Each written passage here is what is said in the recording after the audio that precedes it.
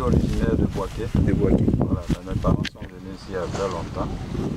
Voilà, sinon que, bon, on peut dire que je suis né ici parce que j'ai fait mon enfance ici à Amsokro. Bon, en fait, déjà, quand je partais à l'école, petit à l'école primaire, on traversait une rizière et puis je voyais les gens qui faisaient le riz. Et déjà, ça, bon, pendant les congés aussi, on allait leur donner coup de main, on donnait quelques pièces. Et puis, bon, puisque après j'ai arrêté, c'est là quand je suis venu, j'ai commencé tout doucement à faire un peu, à aider les gens. Et puis quand j'ai eu une petite parcelle, j'ai commencé maintenant à faire le riz.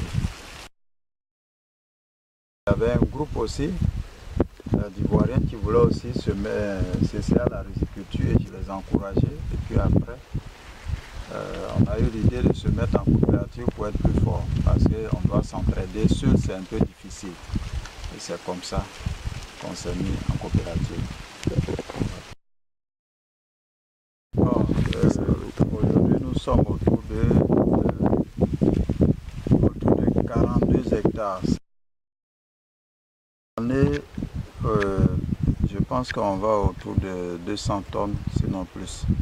D'accord. De riz paddy.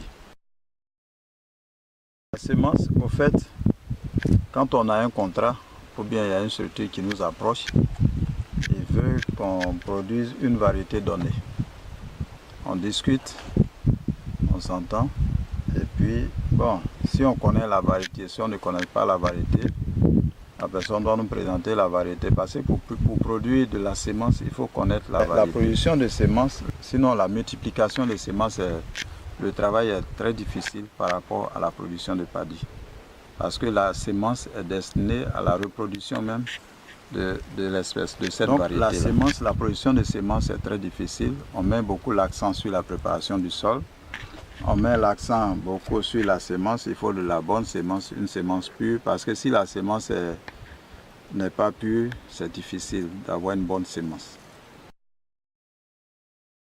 On commence l'épuration même depuis, comment dirais-je, sur les planches de pépinière. À partir du 10e jour, on peut faire l'épuration parce que c'est visible, on voit les autres variétés. Donc il faut enlever. Et on fait le repiquage. Il faut faire le repiquage en ligne. Et quand on fait le repiquage, chaque fois il faut bien sacler. Il ne faudrait pas qu'il y ait des herbes. Vous voyez, ce champ est très propre. Voilà. Il faut vraiment bien désherber. Et puis il y a un contrôleur sémencier qui est au niveau de la direction régionale de l'agriculture, qui passe aussi périodiquement pour faire des contrôles. Et c'est quand il donne son OK, c'est là qu'on récolte. Si le contrôleur dit que non, le champ est sale, c'est mélangé, mais quand il passe chaque fois, il laisse des consignes, il donne des conseils. Donc quand il revient, si les conseils sont respectés, que le champ est bien propre, je pense qu'il n'y a pas lieu de refuser. Automatiquement, il donne son OK. Donc là, il y a un contrôle à faire. Le riz, il y a plusieurs variétés de riz. Par exemple, ça c'est du 8 à 9. Cette variété est une variété qu'on peut classer parmi les variétés de luxe. Parce que c'est un riz qui a un parfum naturel. Au champ même déjà, on sent le parfum. Oui. Bon, mais ce n'est pas homologué. Ça ne figure pas dans le catalogue officiel. Le nom c'est Palawan. S'il y a une autre variété de riz qui est dans le champ, on doit l'enlever. C'est ce qu'on appelle l'épuration. Il faut épurer, il faut enlever les autres variétés. Pour avoir du riz homogène, c'est-à-dire la même variété. Vous voyez là, on voit quelque part, voici une autre variété de riz qui se pointe là-bas. Ça, on doit sortir avant la récolte. Parce que c'est une autre variété. Le riz là-bas, on fait parler par des femmes. Et puis, quand c'est propre, on sèche. Et après le séchage, on fait la mise en sac. Après la mise en sac, si celui qui doit acheter arrive, et puis bon, on fait les pesées et le riz est parti. Le riz est parti. Et le cycle repart après encore. Voilà. Mais cette année, à cause de l'eau, parce qu'il n'y a pas assez d'eau dans le barrage. On est obligé d'arrêter un peu. Tu as vu, moi, on a passé presque 3 hectares. On fait la récolte, mais je suis obligé d'attendre. Donc bon, on prie Dieu que la pluie arrive pour qu'il pleuve. Là, comme ça, d'ici peut-être vers février déjà, on peut lancer le premier cycle 2017.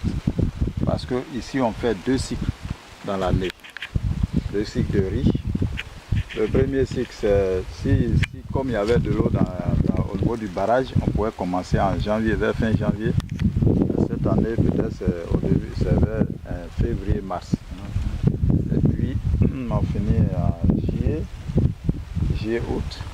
Et puis, on reprend, disons, vers fin août jusqu'en décembre. D'accord. Bon, pour le travail ici, on utilise souvent les motoculteurs pour faire la préparation du sol. On utilise aussi une batteuse, parce que ça ne vanne pas bien pour pouvoir battre le riz. Et puis on utilise aussi les pulvérisateurs qu'on prend pour autre chose. Et puis on utilise aussi des bâches pour pouvoir sécher le riz. Bon, la plupart sont loués. Disons la coopérative n'a pas de matériel en tant que tel. Voilà, c'est seulement quelques bâches. Et puis on avait, c'est pas 3 à 4 appareils de traitement.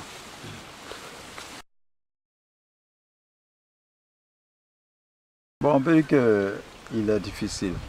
En tout cas, rien n'est facile. Tout est difficile. Mais bon, si vraiment on a le matériel qu'il faut pour faire le travail, souvent c'est pas aussi difficile que ça. Parce que vous voyez là, si vous devez labourer toute cette superficie à la main, c'est pas possible. Et même s'il faut prendre des gens pour le faire, c'est pas possible. Parce qu'il faut respecter souvent l'âge de la pépinière. À partir du 12e jusqu'à 15e jour, il faut commencer à faire le repiquage. Parce que plus les plants sont jeunes, plus ça tale. Et plus aussi ça augmente le rendement. Mais si par exemple, le labour est difficile, ça n'avance pas. Et puis vous avez déjà, soit vous faites le premier passage avec le motoculteur, vous faites le semis et puis il y a une panne. Alors, vous voyez, la machine traîne et puis la pépinière prend de l'âge et ça risque aussi de jouer, ça joue automatiquement sur le rendement. Donc c'est souvent ça qui nous cause un peu de problème. Maintenant, souvent aussi à la fin, c'est au niveau de la commercialisation. Vous pouvez produire de la sémence. Et on fait l'enlèvement et ça dure. Quand ça traîne, vous allez mettre 2-3 mois avant d'être payé. Ça fait que souvent on n'arrive pas à faire les 2 cycles dans l'année. Il y a un décalage et ça aussi, c'est ce qui nous fatigue souvent.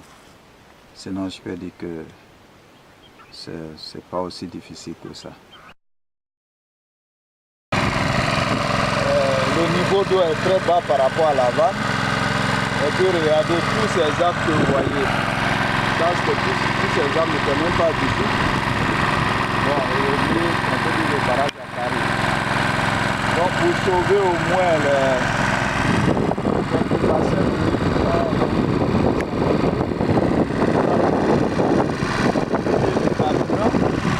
en gros, c'est pas moins disons de 15 litres. On peut dire de 15 à 20 litres. Et c'est de l'essence. Où est-ce que ça fait? Et dans ce cas, ça augmente le coût de production. Déjà, même que les intrants gros, les engrais sont un peu chers. Et là, l'essence qui vient s'ajouter, il faut être là en permanence pour pouvoir suivre. Il faut engager ça devient un peu difficile. À presque 5 mètres 70 comme ça. Voilà. Actuellement, c'est même pas. À moins 1 mètre ou bien c'est pas moins 2 mètres. Tu vois?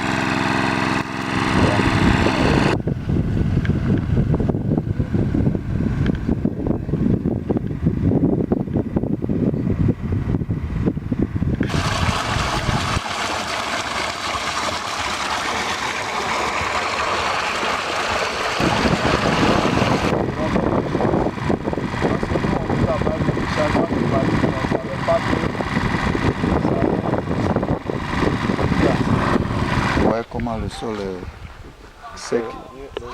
Voilà. Voilà. Donc ça, c'est pour ça qu'on est obligé de dépenser plus pour sauver au moins ce qui existe déjà. C'est possible, mais il faut vraiment il faut qu'on nous aide réellement, que l'État nous accompagne. Sinon, ce n'est pas impossible. Les hommes existent, les parcelles existent. Il y a beaucoup de périmètres aménagés, mais ce n'est pas exploité au moins, même peut-être c'est difficile à 50%. Je ne pense même pas que c'est exploité à 50%, parce qu'on a certains soucis. Le matériel agricole qui coûte très cher, la main-d'œuvre aussi qui n'est pas disponible à temps, au niveau du repiquage. Donc si l'État peut nous aider à acquérir des machines pour des repiqueuses, tout dernièrement on a fait un test avec l'ONDR. C'était conduit par quelques responsables de ProRI, mais c'est l'ONDR en tant que tel.